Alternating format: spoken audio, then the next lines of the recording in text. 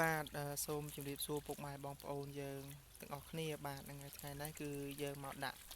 ចំណីកង្កែបហើយថ្ងៃនេះមកឆ្លើយនឹងសំណួរបងប្អូនយើងដែលបងប្អូនខ្លះគាត់សួរថាកង្កែបជាទូទៅវាមានទំហំតម្លៃតាមតម្លៃដែលបងប្អូនយើងដាក់ជូនណាបាទហ្នឹងហើយហើយជាទូទៅកង្កែបតម្លៃវាទៅតាមទំហំបាទលេខ1លេខ2អញ្ចឹងណាតាមតូចតាមធំជាទូទៅកូនកង្កែបគឺយើងមានទំហំប៉ុនមេដៃហើយនិងប៉ុនមេជើងអានេះគឺជាទំហំដែលប៉ុនមេជើងហើយបងប្អូនបាទប៉ុនមេជើងអានេះតម្លៃបើបងប្អូនយើងចង់ដឹងអាចខលសាកសួរបានណាបាទហើយមួយទៀតគឺកូនកង្កែបយើងអានេះទំហំប៉ុនមេដៃទេអញ្ចឹងណាបាទហ្នឹងហើយនេះប៉ុនមេដៃរៀងចាំងថ្ងៃតិចបងប្អូនខ្ញុំដើរមកខាងនេះកុំឲ្យចាំងថ្ងៃបាទអញ្ចឹងមានបងប្អូនយើងគាត់សួរថាតិចយកទៅអានេះអាលេខ2បាទអាលេខ2ប៉ុនមេដៃហ្នឹងតិចលក់តម្លៃឲ្យអាលេខ1អញ្ចឹងណាឧទាហរណ៍ថាគាត់ចង់បានទំហំលេខ1ប៉ុនមេជើងប៉ុន្តែអឺតទៅពេលដាក់ឲ្យអាលេខ2បាទទំហំប៉ុនមេដៃវិញអញ្ចឹងអានេះបញ្ជាក់បងប្អូនឲ្យច្បាស់ណាបាទនៅពេលដែលយើងទិញទៅយើងត្រូវបញ្ជាក់ទំហំណាឲ្យច្បាស់បាទថា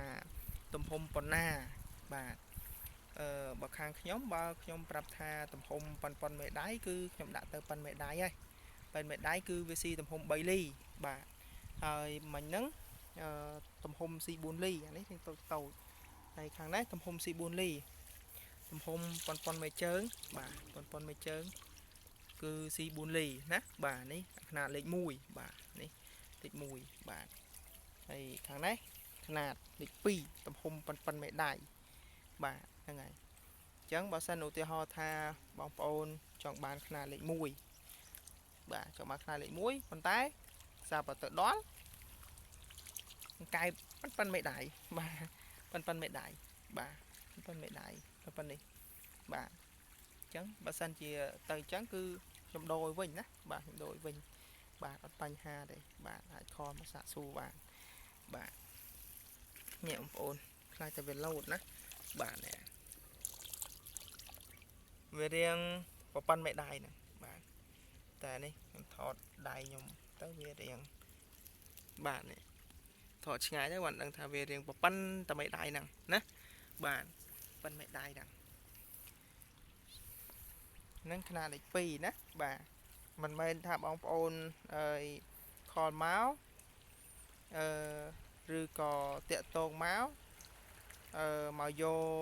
កឬក៏ឲ្យលុយហ្នឹងគឺអាຂະຫນາດទំហំលេខ1នេះណាប៉ុនមេជើងបាទទំហំប៉ុនមេជើងបាទតែស្រាប់តែពេលទៅដល់ឃើញកែប៉ុនមេដៃវិញអញ្ចឹងណាហ្នឹងគឺខ្ញុំផ្ញើលុយវិញណាបាទហ្នឹងហើយឬក៏ខ្ញុំផ្ញើកែបវិញបាទអត់មានថាផ្ញើលុយមកយកប្រាប់ថាយកទំហំលេខ1បាទប៉ុនមេជើងស្រាប់តែទៅដល់កូនកែបបានប៉ុនមេដៃអញ្ចឹងអាហ្នឹងគឺអត់ត្រូវទេណាបងប្អូនណាអត់ត្រូវទេបាទគឺថាបើធ្វើអញ្ចឹងគឺរ៉ូស៊ីថាពូតកុហកហើយបាទពូតកុហកហើយបាទរ៉ូស៊ីអញ្ចឹងគឺយើងអត់បានយូរទេណាបងប្អូនបាទអត់បានយូរទេអញ្ចឹងគឺខាងខ្ញុំគឺទំហំលេខ1ទំហំប៉ុនមេជើងស៊ីចំណៃ4លីណា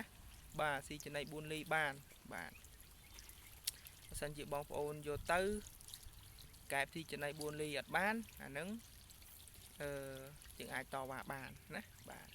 អញ្ចឹងគឺជាទូទៅខាងខ្ញុំកែបទំហំលេខ1នេះគឺស៊ី4លីបាទធំប៉ុនមេជើងបាទប៉ុនមេជើងបាទអានេះ3លីបាទមានបងប្អូនយើងគាត់ខលមកដែរគាត់ថា tíchផ្ញើលុយមកឬក៏កក់យកអាទំហំលេខ1តិចដាក់លេខ2ឲ្យអញ្ចឹងខ្ញុំបញ្ជាក់ទំហំហើយនឹងកង្កែបដែលស៊ីចំណៃទំហំម៉ានលីឲ្យច្បាស់អញ្ចឹងណាបាទគឺទំហំលេខ1ហ្នឹងគឺស៊ីទំហំ4លីណាបាទទំហំលេខ2គឺស៊ីទំហំ3លីបាទហ្នឹងហើយបាទហ្នឹងហើយចឹងវីដេអូហ្នឹងមានតែប៉ុណ្្នឹងទេបងប្អូនតកតងនឹងទំហំកង្កែបបាទហ្នឹងហើយចឹងអរគុណច្រើនបងប្អូនណាជួបគ្នានៅវីដេអូក្រោយបាទ